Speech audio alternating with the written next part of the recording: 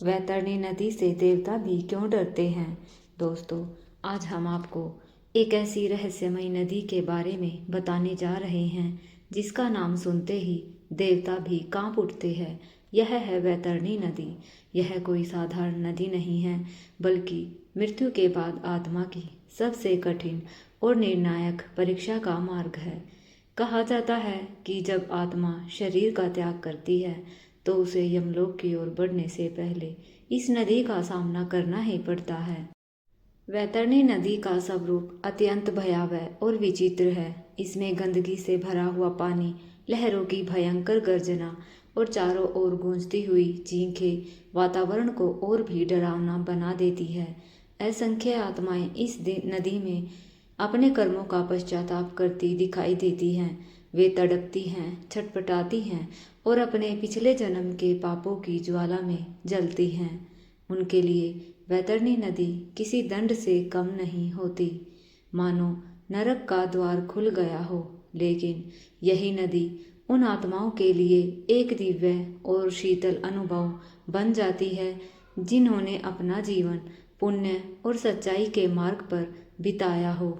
उसके सामने यह नदी दूध, मधु और स्वच्छ जल से भरी हुई प्रतीत होती है, जिसमें किसी प्रकार का भय या पीड़ा नहीं होती।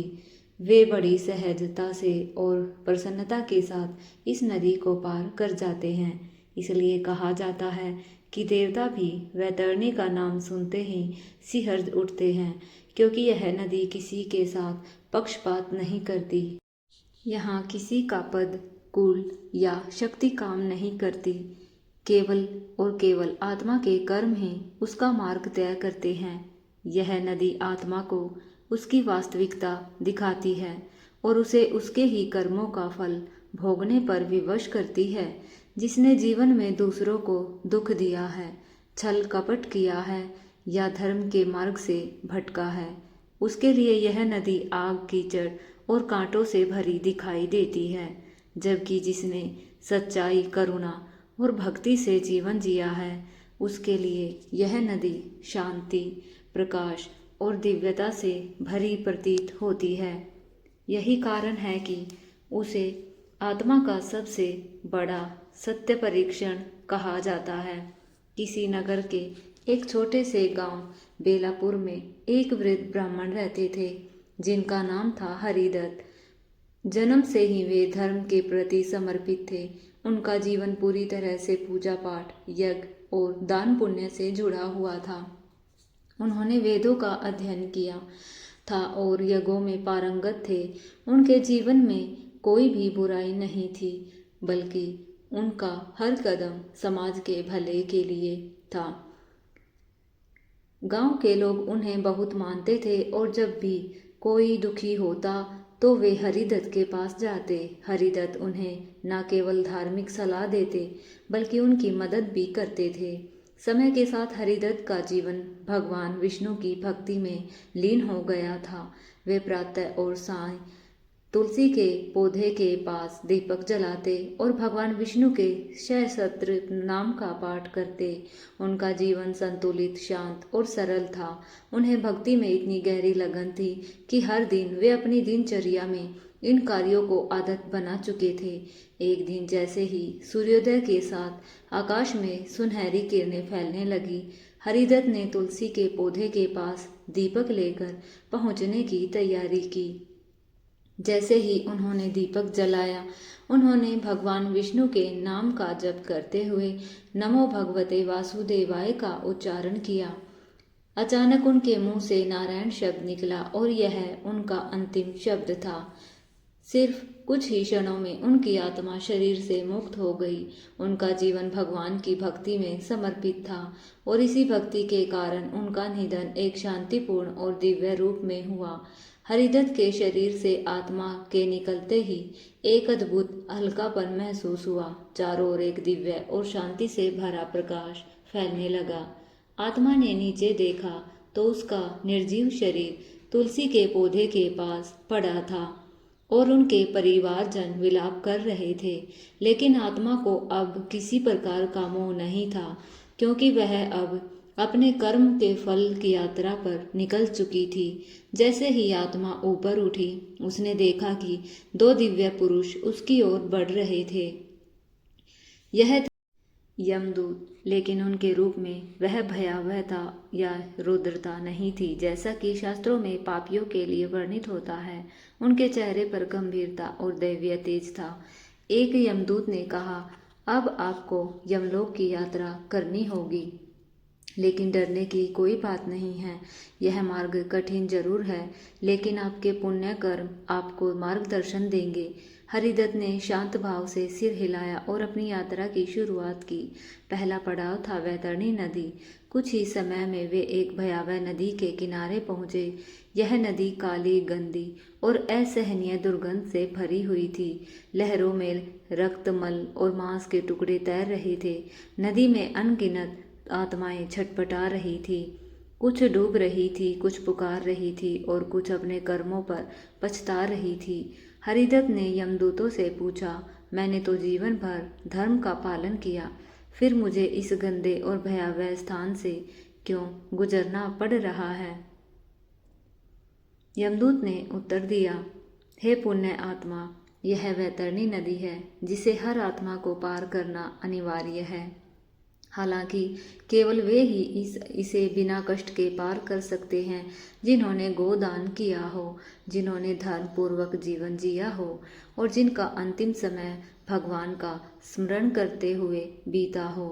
हरिदत्त के मन में शांति की लहर दौड़ी। उन्होंने जीवन में कई बार गोदान किया था और अपने जीवन को पुण्य कर्मों से भर दिया था। तभी अचानक नदी में से एक दिव्य गाय प्रकट हुई, जिसका शरीर सुनहरे प्रकाश से चमक रहा था। उसकी आंखों में ममता और करुणा का अद्भुत भाव था और उसके माथे पर चंद्र चिन्ह स्पष्ट रूप से दिख रहा था। यह गाय किसी सामान्य गाय की तरह नहीं थी, बल्कि यह एक दिव्य अस्तित्व थी। गाय ने हरिदत्त की ओर देखकर कहा, हे भक्त, आपने जीवन भर मुझे गोदान किया था, अब मैं आपको इस वैतरणी नदी से पार कराऊंगी। हरिदत्त ने गाय की पीठ पर चढ़ते हुए उसके प्रति आभार व्यक्त किया। गाय ने उन्होंने सहजता से अपनी पीठ पर बैठने का अवसर दिया और फिर धीरे धीरे चलकर वे दोनों नदी के पार पहुंच गए।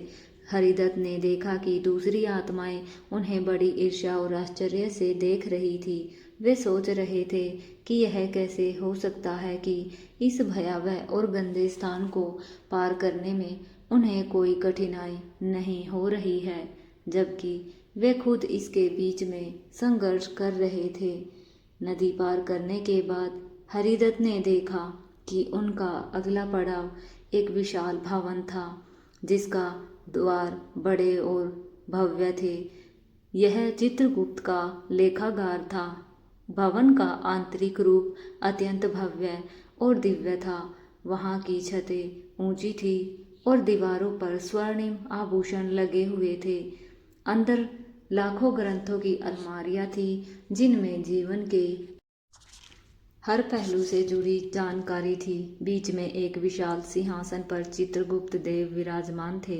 उनके हाथ में एक स्वर्ण कलम थी और उनके सामने एक विशाल ग्रंथ खुला हुआ था, जिस पर वह ध्यान से कुछ लिख रहे थे।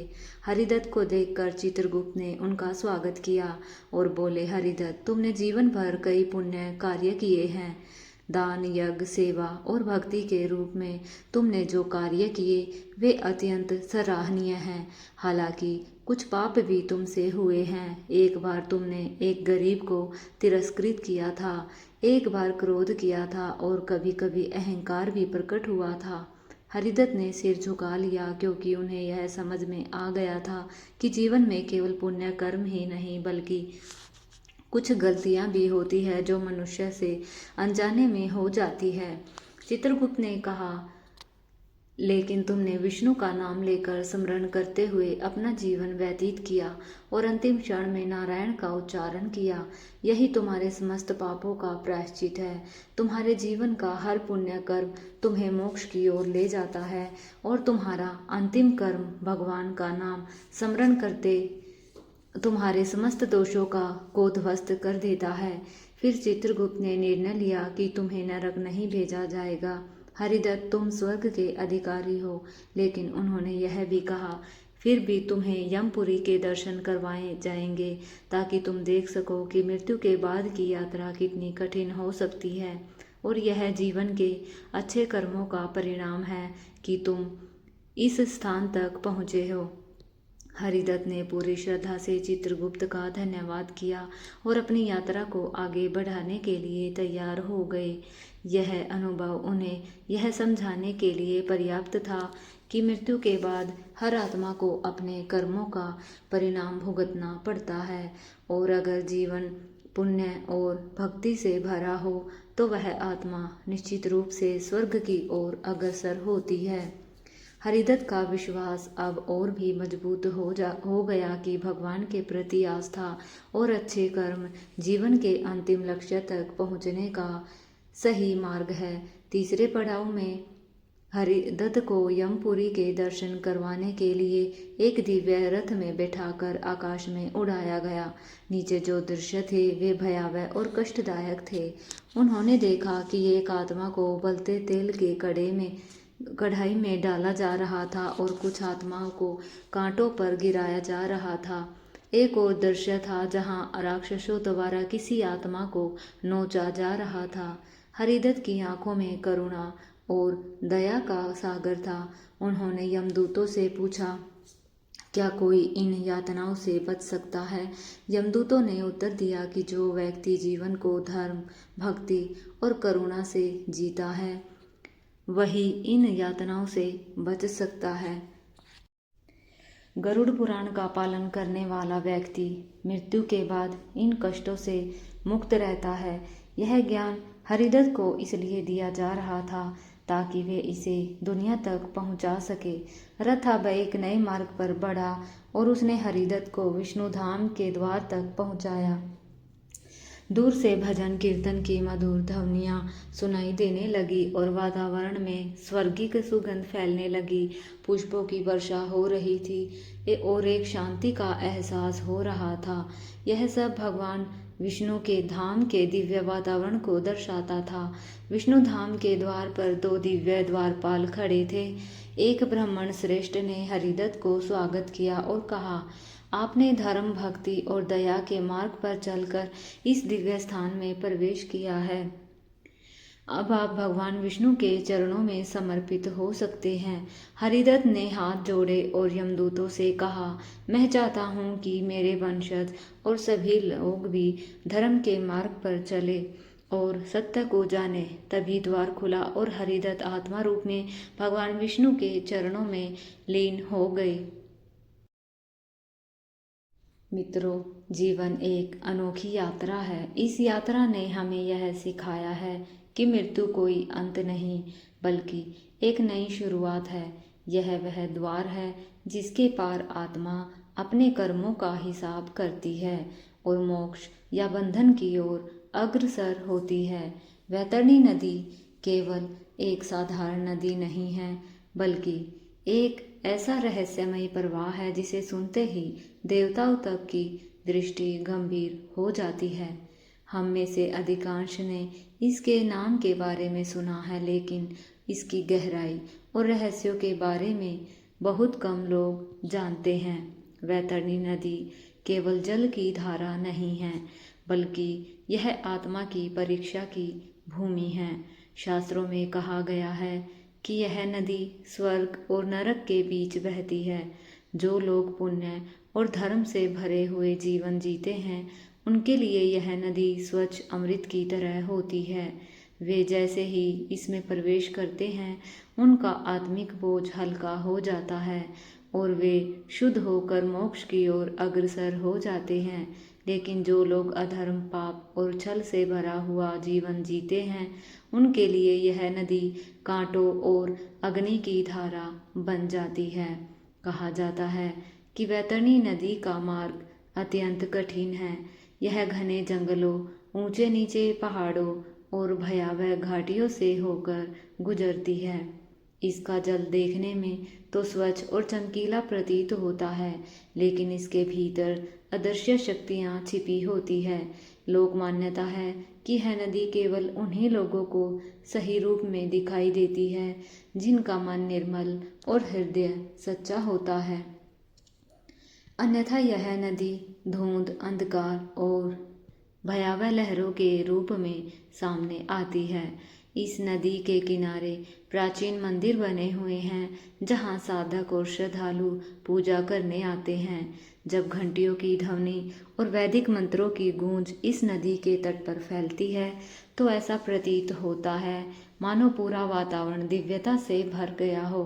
श्रद्धालुओं का विश्वास है कि यहाँ की हवा में ऐसी शक्ति है जो आत्मा को शांति प्रदान करती है।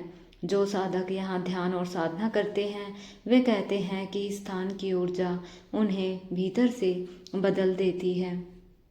परंतु वैतरणी केवल पुण्य का मार्ग नहीं है बल्कि न्याय का भी प्रतीक है।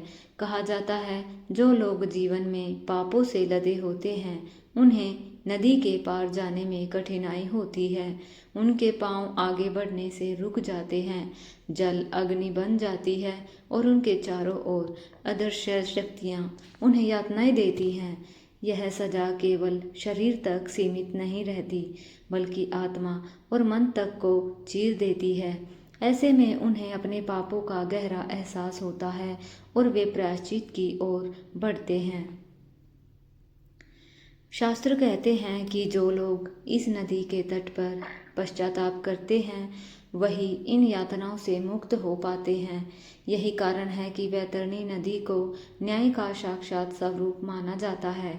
यह हमें सिखाती है कि जब तक मनुष्य अपने दोषों को स्वीकार नहीं करता तब तक वह मुक्ति के मार्ग पर नहीं बढ़ सकता। इस नदी के तट पर तपस्या और साधना का विशेष महत्व है। साधु संतों का कहना है कि यहाँ ध्यान करने से आत्मज्ञान और बोध बढ़ता है। यहाँ की गूंजती ध्वनियाँ और वातावरण में व्याप्त प्राचीन संस्कृत मंत्र साधक को भीतर से शुद्ध कर देते हैं। यहाँ आने वाले लोग केवल अपने शारीरिक कष्टों से ही नहीं बल्कि मानसिक पीड़ाओं से भी मुक्त हो जाते हैं। यह तट एक ऐसा स्थान बन जाता है जहाँ साधक अपने भीतर के अंधकार को दूर कर आत्मा के प्रकाश की ओर अग्रसर होते हैं। वैतरणी नदी का अंतिम सत्य यही है कि यह केवल मृत्यु का प्रतीक नहीं है बल्कि मृत्यु के पार की यात्रा का मार्ग है। इसका जल हमें यह एहसास दिलाता है कि जीवन का असली उद्देश्य भौतिक सुख सुविधाओं का भोग नहीं है बल्कि आत्मा की उन्नति और मोक्ष की प्राप्ति है। जो लोग धर्म, भक्ति और सेवा के मार्ग पर चलते हैं वे इस नदी के पास जाकर एक दिव्य अनुभव प्राप्त करते हैं। उनकी आत्मा पवित्र हो जाती है और उनके भीतर एक नई चेतना जागृत होती है। दोस्तों, वैतरणी नदी हमें यह सिखाती है कि हमारे कर्म और आस्था ही हमारे जीवन का मार्ग तय करती है। अगर हम धर्म, सेवा और सच्चाई के पथ पर चले तो यह जीवन भी पवित्र और दिव्य बन जाता है। इसलिए कहा गया है, मृत्यु अंत नहीं है बल्कि आत्मा की उस यात्रा की शुरुआत है जो उसे परम सत्य की ओर तक ले जाती है। तो दोस्तों, अगर आपको वैतरणी नदी के बारे में यह दिव्य कथा अच्छी लगी हो तो इस ज्ञान को दूसरों के साथ जरूर साझा करें। अपने विचार कमेंट में हर हर महादेव लिखकर व्यक्त करें और हमारे चैनल को सब्सक्राइब करना न भूलें ताकि आपको ऐसे और भी प्रेरणादायक और रहस्यमय वीडियो मिलते रहें। धन्यवाद।